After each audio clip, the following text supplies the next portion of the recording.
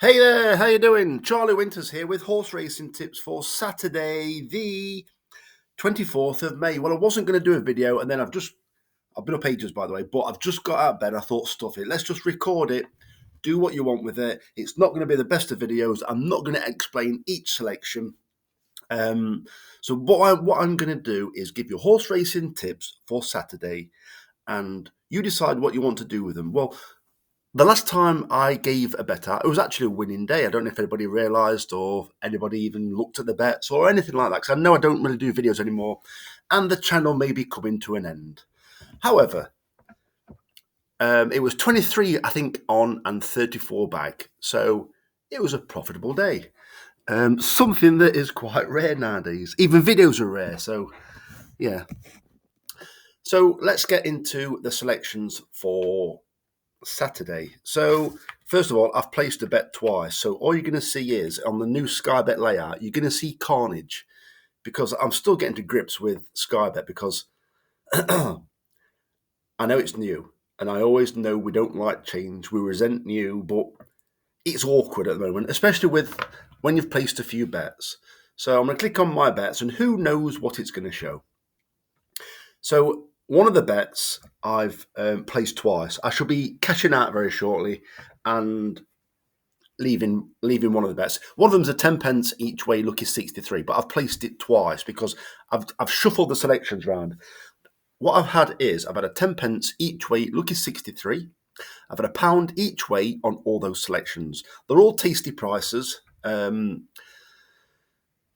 somewhere I fancy them, and there's somewhere I fancied them last time they ran, and they ran a stinker, hoping that they'll run a much better race this time. Sometimes that happens because I end up. This must be one of the most frustrating channels, because sometimes I can really fancy a horse, it runs no race, then I don't see it, and it absolutely dots in next time. So let's get into it. So I'm going to skip through the singles because it's the same horses that are in the each way lucky 63. Right, just give me 1 second. Right, no, skip that one. So, first of all, at Haydock, I think Hugo Palmer could have a decent day.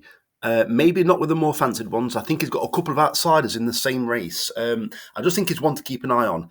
He does train for Michael Owen, I do believe, and I do know they like winners at Haydock and Chester. So keep an eye on him. One of my selections, it's trained by Hugo Palmer, but also it's in those red colours. It's trained. No, it's not. It's owned by Fred Dunn, Alex Ferguson, and is it Mason? Jed Mason, I think his name is. So yeah.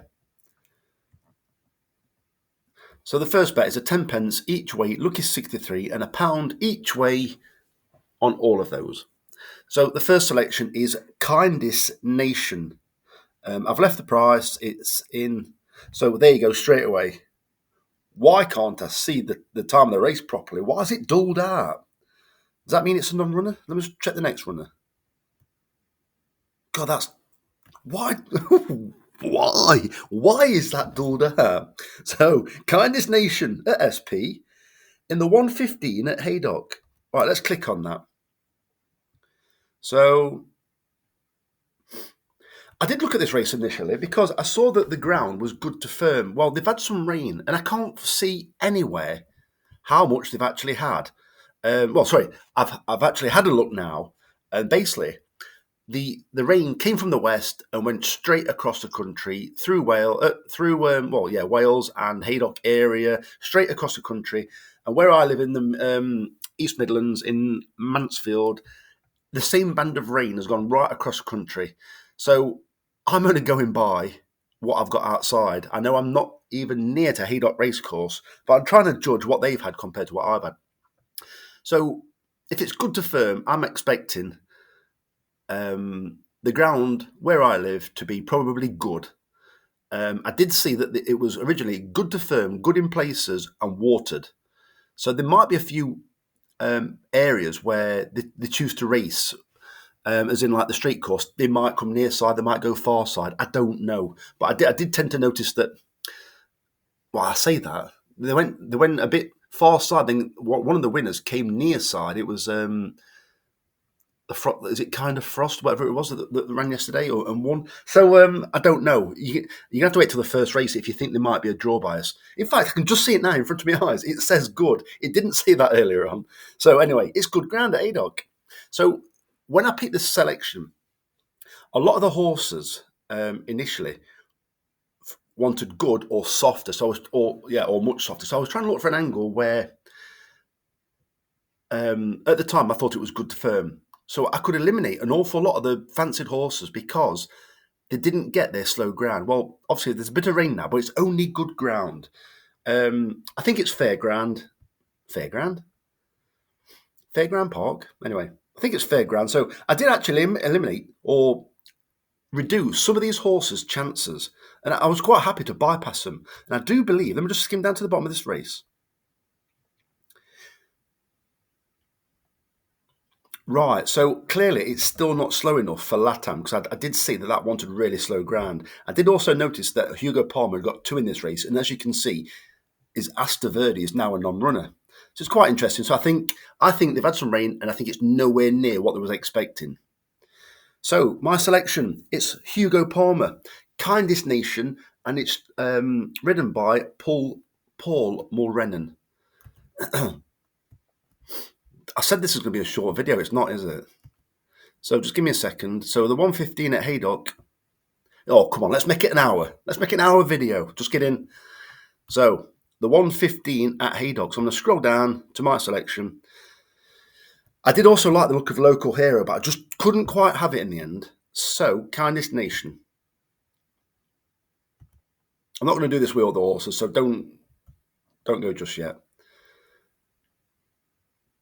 So yeah, I remember this race now. So this horse was progressive, very progressive towards the back end of last year.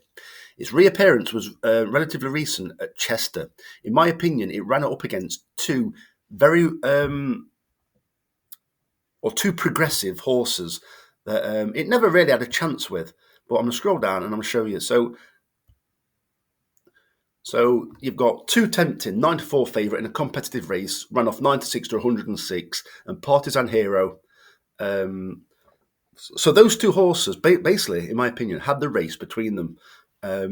All the rest, as you can see from below, midfield, in rear. You had one that were in touch, but then it weakened, which by Charlie Fellows. But apart from that, in my opinion, Kindest Nation, low draw, but it was midfield on the inner. Never really put in the race and ran on very well towards the end. I think that horse will appreciate the that run, and I do think I don't think this is a red hot race. What you got the top weight 97. Our horse is 90. I also believe it'll come on for the run. It was very progressive at the back end of last year, and I think there's more to come. I also do, and I'm pretty sure Hugo Palmer. This training for Michael Owen and whatever, they tend to like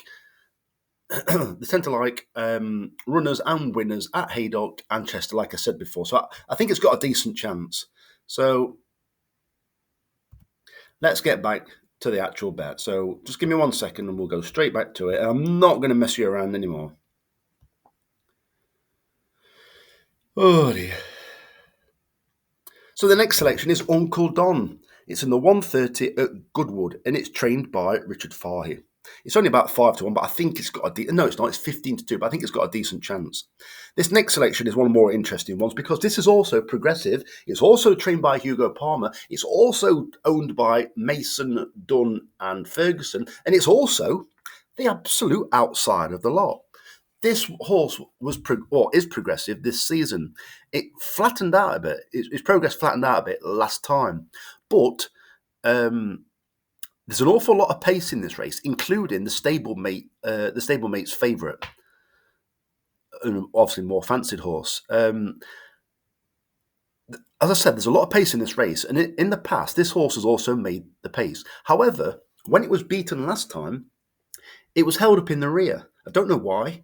But I just find the powerful connections, and I just think outside the lot, progressive horse. Maybe it was just didn't like. Well, I don't know. I'm looking for a reason. It could be it didn't like the track. It didn't like being held up. or maybe something else. But I'm just saying this horse was progressive up until the last run. But the last run was still a higher racing post rating than the previous runs. So I honestly believe there's still more to come. And being the absolute outsider, I don't know why I keep using absolute, being the outsider in the race, I think it's too big a price. A horse I really like the look of is Arabian Dusk. It's in the, like anybody can see that. It's in the 3 o'clock at Haydock, paying first 4. And I do like the look of this one. And it's one by one of my favourite trainers. So let me just go and have a quick look at this one. 3 o'clock at Haydock.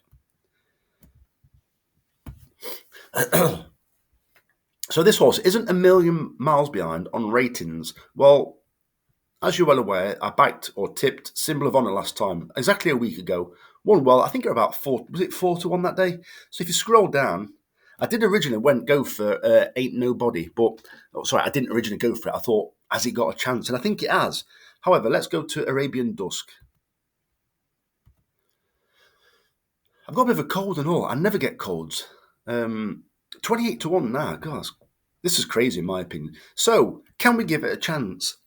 So today's track is, what is it? Said Haydock, didn't I? So it's never ran there before. It's ran quite a few times at Newmarket. So let's go to the more recent runs. So 4 runs ago, it ran in Deauville. So you're probably guessing that it doesn't want lightning quick ground, I'd guess. It's ran once on it. Actually ran okay on it at Newmarket on its second run. So 4 runs ago, it ran at Deauville, back end of last season, Group 1. Comfortably beaten, 8 lengths. Next run, Newmarket, Group 1. So a quick look at what that race was.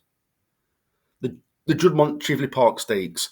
Beaten 3.5 lengths, solid form, best run it's ever done.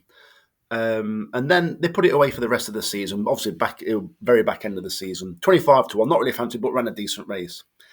Reappeared at Newmarket over 7 furlongs. Interesting.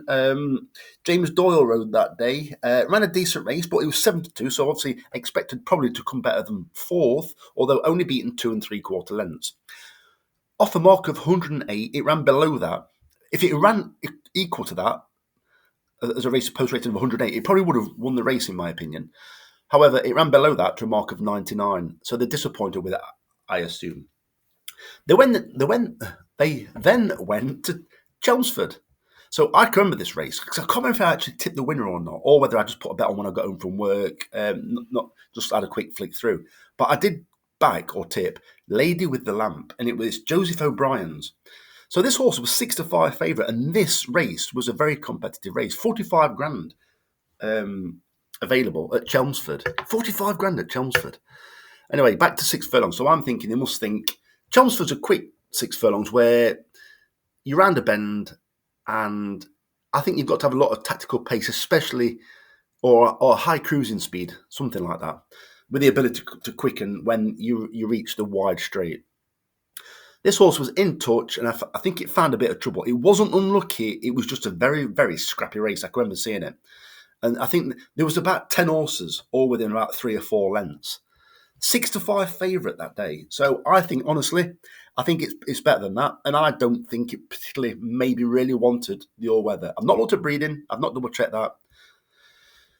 Havana Grey, I don't know to be fair, but I think Ifraj, the Dam Sire, are okay on it. But don't quote me on that.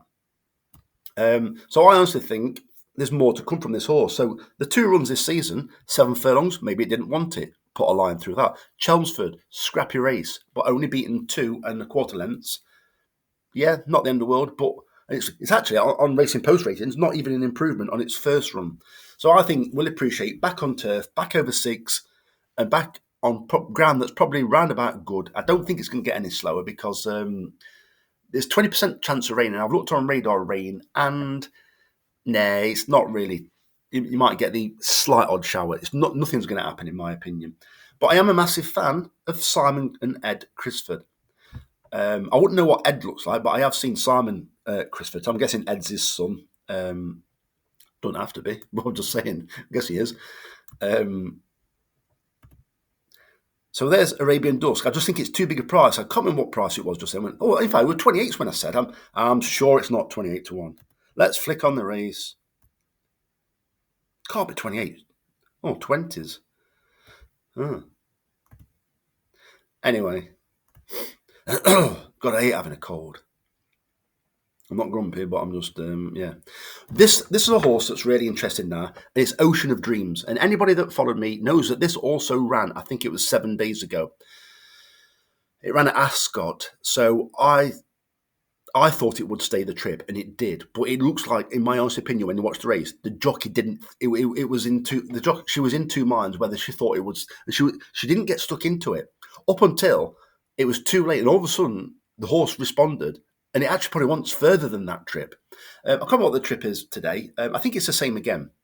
But there's no real front runner in the race, in my opinion. With how that horse ran on again, right to and through the line. This horse stays a trip guaranteed. I honestly think if they are trying with it, which you'd have thought there would have been, Goodwood, if this horse goes to the front with Holiday, well, if it goes to the front with Holiday on board, well, it ought to because she's on it. If this horse goes to the front, I think it could be quite difficult to beat. I don't think it's the fastest of horses, but I think if it goes to the front and she maybe sets a real test, I honestly think it'll try its heart out to the line. There are definitely classier horses in the race, but I think it's currently 16-1. I think the jockey last time was partly to blame because she was doubtful whether it stayed. I'm sure how she rode it prominently, thinking that yes, it would stay. And then when she gave it a push, it didn't really find anything. And then she kind of not dropped her hands, but you can see like, oh, she's kind of accepting it. And I actually accepted it. I thinking, oh, here we go. Fourth or fifth, paying out first three. Then it ran on and it ran out right to the line. So I'm quite happy about that. So she rides it with a bit more confidence from, it can't be any worse than second in running, in my opinion. Otherwise, it hasn't got the turn of foot to pass horses, in my opinion, at Goodwood when they're rolling all over the place. But what it can, with a clear run in front, I think it could be very difficult to pass. Right, the next horse. This horse is purely for the fact that I backed it last time when I fancied it. It ran a stinker. It was one of two horses that ran exactly the same race. I think the other one, I'm probably wrong here by saying Ramazan. I don't know. I'm sure I'm wrong. There was two horses at Haydock last time. Ran absolute stink. I think it was at Haydock. Ran absolute stinkers. I'm thinking, what is the point of having a bet? They've not even put it in the race. So I'm sticking with it purely for the fact that I fancied it last time, and there's no reason why it should come place today. But I fancied it last time. The horse hasn't turned into a bad horse after one run. I just think that maybe this time it could run better. So it's Vincent Prince in the 3:55 at Beverley. I'm squinting to see that. I must sound like a right whinger. Oh, it's one of them forever scrolling ones now. They've got an all. Right. These are the more obviously fancied horses, and you might see some repeated horses. So as you can see, the first one's repeated. So it's a 40 pence each way, Lucky 15, and a 40 pence each way accumulator just to top it up to 15 quid. No, it weren't 15 quid. No, it was just to empty my balance. So the first selection is Uncle Don. It's in the 130 at Goodwood, paying first five, and it's got a decent chance. The next selection is, right, this is an interesting one. It's Easterby. It's Argentine Tango in the 2 at Beverley. This horse last time set the highest racing post rating in this race. There's an awful lot of Nick Bradley. I think Basher Watts is trying to get more horses than Nick Bradley at this rate. But Nick Bradley, I think he's got some like 3 out of the first 4 in the betting. Well, I actually think this one last time under a penalty achieved the best racing post rating in this race so far. However, it was put in its place by what's the horse called? I don't want to keep flicking over. It's whatever the favourite is or was in this race. It was beaten comfortably by it, receiving weight. But I think Argentine Tango has now improved possibly even past it. Well, you could say it's gone improved past it because it's now got the official highest racing post rating in this race. Tim Easterby is not renowned for brilliant 2-year-olds. Well, I'm not saying this is brilliant, for decent 2-year-olds. You tend to find it's 2-year-olds who runs 3 in a race and they're all tailed off at halfway sometimes, but he gets the odd decent one. I think this one could be all right. It does I think it's racing post ratings are something like 66, 73 and 89. It's loving it. It's loving life. So Beverley is a course that you need to respect Tim Easterby. It's a valuable race. It's a prestigious race to a degree for the north. It's the Hillary Needler, I believe. Hillary Needler? Hillary Needler? I don't know. I'm saying it's prestigious. I can't even get the title right. Anyway, it's a decent. It's been around for years. Hillary Needler, I think. I'm sure somebody can put the history in the comments. There is something behind it, but I can't know what it is. Right, man of the moment. And the next two are ridden by the king himself. Yeah, so obviously you must be aware that I watch a certain channel. I do enjoy watching other channels. I certainly couldn't watch my channel again. Whew, crikey. Anyway, so Master Builder in the 345 at Goodwood, trained by David Minucci, but ridden by the king. It's King Shuey, and I think it's got a good chance. I think it'll be coming for a late run. It's a competitive race, and it's second favourite. The most interesting horse, I think it's a garbage price, absolute garbage. But this Ruby's Prophet ran an absolute cracker at Chester last time. I looked at this race at Goodwood last year, and I think it was the first 2 or 3 all raced prominently. This horse is absolutely packed with speed. It ran a cracker at Chester last time, just beaten, just like battled towards the end. But I think this horse is massively on the improve, and I think it's a jockey that I honestly think. Right, I'm a bit conspiratorial, but can you remember when Ammo Racing put Ross Orion through it and sacked him like in the papers, and it were about a bit, call it what you want, call it disrespectful or call it pantomime, I don't know. Since then, his career's gone from strength to strength. Well, Kieran Schumacher was, if you want to call it, sacked by the Gosens. I don't know if you can call it sacked by the Gosens because I'll tell you something in a minute. But it did say Schumacher sacked, I'm sure it did, or it did on Racing TV. I think Schumacher could be the man of the moment because there is a story behind him, I think, with the addiction, I think, or which he seems to be like is over. Although I don't think the Bashawat Syndicate really. I think they was all celebrating, but they did offer him a non-alcoholic beverage, whatever it was. But yeah, I'm going off tangent now, or on a tangent, whatever you want to call it. So I think Ruby's Prophet has got a right chance. I just think the price absolutely stinks. I think the last time I saw it was 5-2. And there's 2 other things I want to mention. Kieran Schumacher has also got a ride for the Gosdens again today. For can't remember what his name is. It's the one who owned or owns Stradivarius, B. Nielsen. Can't remember what it's called. I think it's called Touchy or something like that, or Touchline. Have a look. Obviously, it runs at Goodwood. I didn't put it because I don't want to put too many sentimental bets on. And also, there's a jockey, and I don't know what happened. This happened years ago. Can you remember a jockey called Nathan Evans? I can't remember whether I read that he had addiction problems or whether he was banned for non-trying. I'm not saying either of those happened. I'm just saying, was it any of those? Or did it just, or was it because of his weight? I can't remember. But Nathan Evans is having his first ride for, I think, it's 4 years. Right, let me go. I'll show you.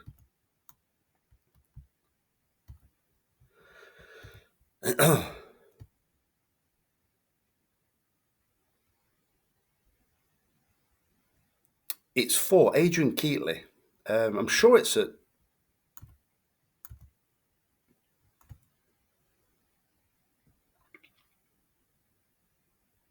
Come on, where are you?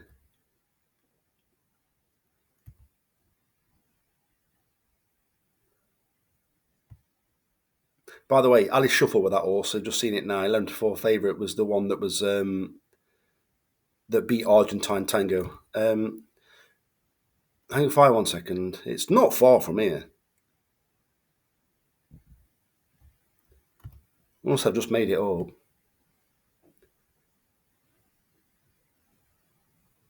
I made it up just to make the video a bit longer. I've earned an extra 12p for a 3-hour video. Come on, where are you? He's definitely knocking around somewhere. Here we go. Roberto Caro. Nathan Evans. Can you see him just there, look? I used to like backing him at times. He used to ride regularly, in my opinion, as far as I can think, for Mick Easterby.